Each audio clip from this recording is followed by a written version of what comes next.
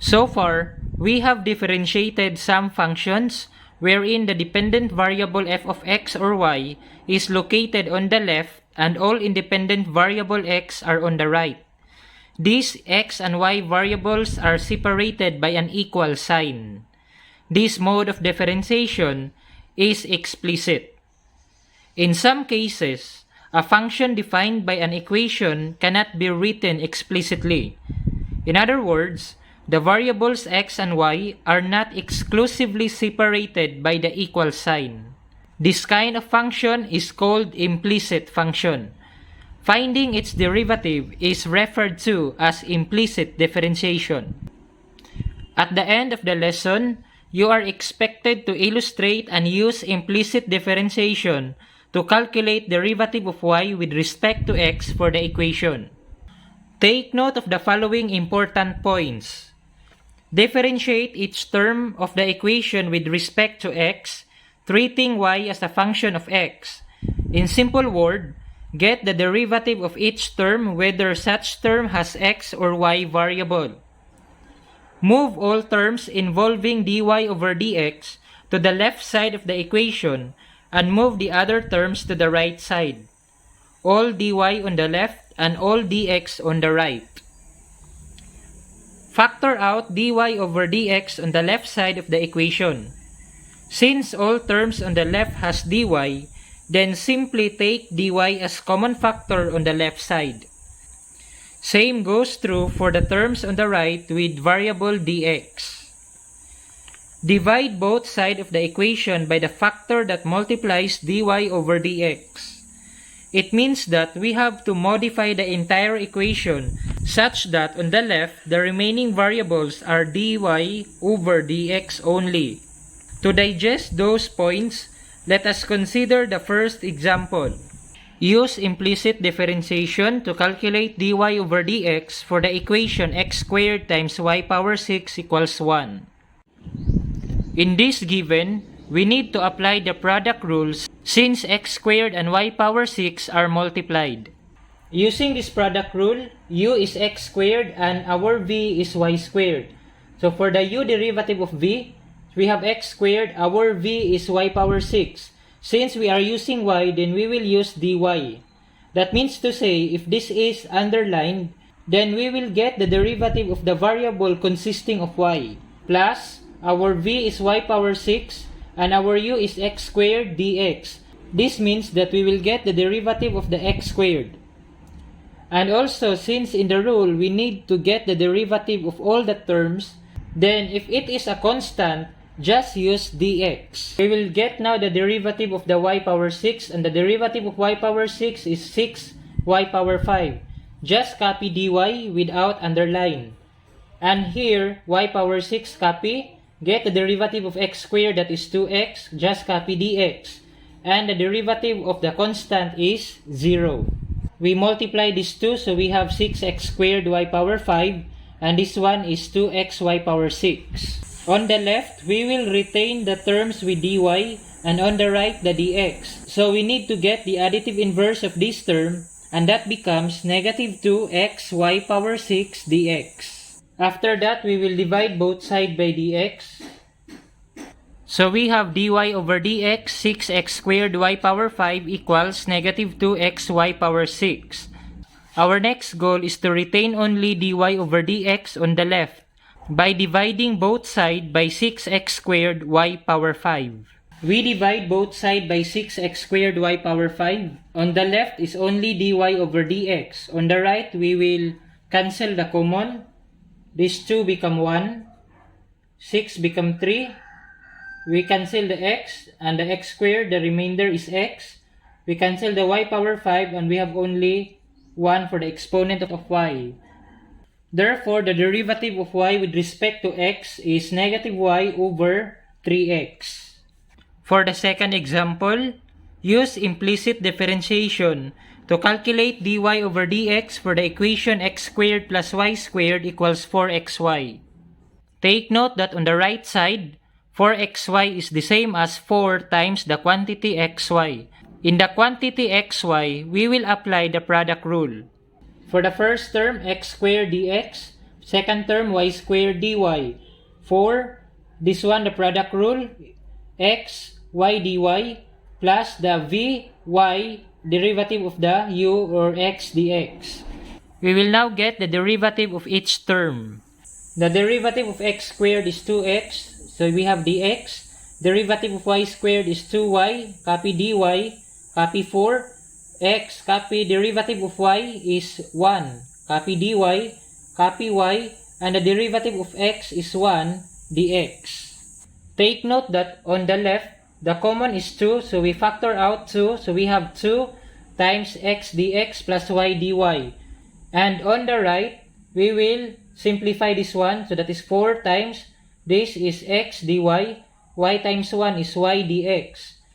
Since we have common of 2, so we will divide both sides by 2. So that becomes x dx plus y dy equals 2 times x dy plus y dx. The next thing to do is to distribute this 2 to this binomial. So we have this one. After this, we will place all the terms with dy on the left and all the terms with dx on the right. On the left, so this y dy, additive inverse of 2x dy is negative 2x dy.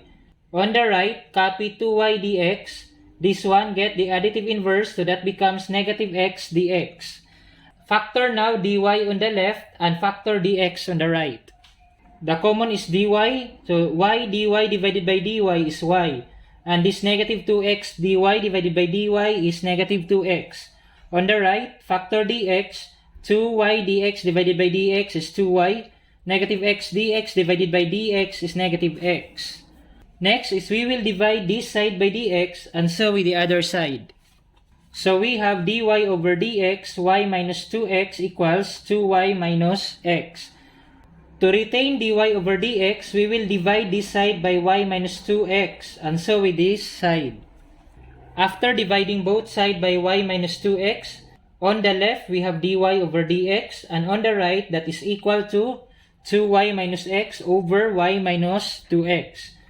We will apply the implicit differentiation for this equation. In this given, we can interchange the position of the x and the y. We will place all the y on the left and all x on the right. After that, we will place the dy and the dx on each term. Next to that, we will get the derivative of each term. Factor out dy on the left and dx on the right. We will now divide both sides by dx. So this dx will be cancelled out. On the right, we have 10x power 9 minus 6x plus 1. Retain dy over dx. So we have dy over dx equals 10x power 9 minus 6x plus 1 all over 16y power 7 minus 5y power 4 plus 10y. In this lesson, you are expected to solve problems involving inverse trigonometric and logarithmic functions using implicit differentiation. Recall the following derivatives of inverse trigonometric functions. Let's proceed now to the example. Find the derivative of f of x equals arc sine x using implicit differentiation. Since f of x is equal to y, then we will let y equals arc sine x. Next, we will divide both sides by arc sine. On the left, we have y times 1 over arc sine, and on the right, that is equal now to x. What is the inverse of 1 over arc sine? The inverse is sine.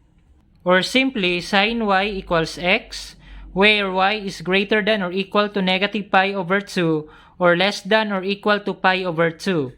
Why we have that restriction? Because this is the restriction for the domain of arc sine. Applying the implicit differentiation, we obtain sine y dy equals x dx. We will get the derivative of each term. So that becomes cos y dy equals 1 dx. Dividing both sides by dx. That becomes dy over dx cos y equals 1. We will now divide both sides by cos y to retain dy over dx on the left. We have now dy over dx equals 1 over cos y. We will now rewrite the denominator cos y in terms of x equals sine y, so that our y must be greater than or equal to 0. Recall the Pythagorean theorem identity about sin x and cos x. Sin squared x plus cos squared x equals 1. Since we are using y variable, so we have sin squared y plus cos squared y equals 1. To retain cos squared y, so on the right, we have 1 minus sin squared y. Extracting the square root, so that is cos y equals the square root of 1 minus sin squared y. And recall sin y equals x. Then the sin squared y is equal to x squared. That is the reason why our cos y is equal to the square root of 1 minus x squared. We will now substitute this value to this equation 1 over cos y. So we have this dy over dx equals 1. The cos y, change that to this, so we have the square root of 1 minus x squared. So this formula is the formula of the derivative of the arcsine of x using the implicit differentiation. Also, kindly recall this theorem of the derivative of the logarithmic function. For the example, find the derivative of f of x equals log 2x plus 5 base 4 over x power 4 plus 1. Note that in this problem, y and the variable x are distinctly separated by the equal sign. Thus, we can directly apply the rules of differentiation explicitly. Since the function involves division, then we will identify the u and the v of this function. The u is the numerator and the v is the denominator. And the derivative of our numerator, which is log 2x plus 5 base 4, is equal to 1 over 2x plus 5 ln 4. And by using the chain rule, since the derivative of the u has function inside, which is 2x plus 5, then we will also get the derivative of that, which is now equal to 2. And for our denominator, v equals x power 4 plus 1, the v prime is 4x cubed. We will now apply the formula for the division rule. V derivative of u, our v is x power 4 plus 1, derivative of u is this one, and get the derivative of the function inside, and that is now equal to 2. So we multiply 2 after the derivative of u, minus u derivative of v. Our u is log 2x plus 5 base 4. Derivative of v is 4x cubed, so times 4x cubed, all over v square. The v is 4x plus 1, then square. So this is now the derivative of the function f. At the end of the lesson, you are expected to solve problems involving related rates. In this problem, we can apply the chain rule, the implicit differentiation, and the basic rules of differentiation, whichever is applicable. Here are the steps for solving problems involving related rates. Sketch an illustration of the scenario in the problem. Having a visual illustration will help you understand the idea of the problem. Identify the constant and the variable quantities involved in the problem. These are the given mentioned in the problem. Determine the meaning of the resulting rates of the variables with respect to the time t. Rates problem involve the time they consume for some activity or action. Identify the working equation. This equation will be the basis for the differentiation to solve the problem. Differentiate the working equation with respect to the time t. And lastly, solve for the required quantity. For the first example, a ladder 5 meter long rests against a vertical wall. If the bottom of the ladder slides away from the wall at a rate of 1 meter per second, how fast is the top of the ladder sliding down the wall when the bottom of the ladder is 3 meters from the wall? The illustration of this problem is found on the right. Note that x and y are both functions of t, the time measured in seconds. Note further that as the bottom of the ladder slides away from the wall, so with the top of the ladder, which is also sliding down the wall. These are the given from the problem. The dx over dt is 1 minute per second. The dy over dt is still unknown. The x is equal to 3 and y is still unknown. Since the figure forms a right triangle, then we can use the Pythagorean theorem in solving this problem. And in that figure, the hypotenuse is equal to positive 5. We have now the working equation, that is x squared plus y squared equals 25. And by this working equation, we can still solve for the value of y. Since the value of x is positive 3, by using the working equation, we have y equals positive 4. So we will now compute for the dy over dt of this problem. We have put dx over dt beside x squared, dy over dt beside y squared, and dt beside 25. We will now get the derivative of each term. So that becomes 2x dx over dt plus 2y dy over dt, and the derivative of the constant is 0. Next, we will get the additive inverse of the term with dx. So that becomes 2y dy over dt equals negative 2x dx over dt.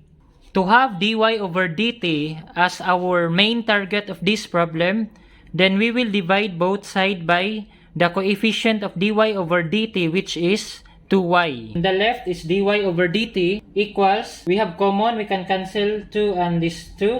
So we have negative x over y dx over dt. So that is the formula for our dy over dt. We will now substitute the value for the x, y, and the dx over dt. The value of x is 3, so we have this. The value of y is 4, and the dx over dt is 1 meter per second, so this one. Multiplying the 2, so we have negative 3/4 meter per second. Why is it that our answer is negative? Because the top of the ladder is sliding down or declining from the wall. Let's proceed now to the second problem. Jack lives near the beach and his favorite pastime is making shapes and castles with the sand. He usually piles sand in the shape of a cone at a rate of 6 inches cubed per minute. The height of the conical pile he makes is 24 inches. And its base radius is 12 inches. How fast will the pile increase when the cone reaches 10 inches high? On the right is the illustration of this problem. We will now identify what are the given. Since the problem is about the volume of the cone, then we will use dv over dt, and the rate is 6 cubic inches per minute. The other given are the radius 12 inches, and the height is 24 inches. We are going now to get the equation for the dh over dt. This is the volume of the cone, 1/3 pi r squared height. Recall in the given that the radius, which is 12 inches, is just half of the height, which is 24 inches. So we will replace r by h over 2, since that is the equivalence. Squaring h over 2, so we have h squared over 4. Or this is the same as 1/3 pi, this is 1/4, h squared and h. We can multiply 1/3 and 1/4, that is 1 over 12 pi, and h squared and h is h cubed. So this is now our working equation. To get the value of dh over dt, then we need to get the derivative of the volume or the dv over dt. We will now get the derivative of our working equation, the derivative of v with respect to t. Remember that pi h cubed is in the product form. Our u is pi, the derivative of v is 3h squared, plus our v is h cubed, and the derivative of u, pi. Since pi is a constant, so the derivative of pi is 0. So this one is equal to 3 pi h squared. So that is now equal to 1 over 12, 3 pi h squared, the dh over dt. Multiply 1/12 by 3, so we have 3 over 12 pi h squared dh over dt. Since the common is 3, we can cancel this 3, this becomes 1, and this 12 becomes 4. 1 times pi times h squared is pi h squared. The denominator is 4. So the derivative of v with respect to t is pi h squared over 4 dh over dt. To solve for dh over dt, from this one, we will modify this equation so that the remainder on the left is only dh over dt.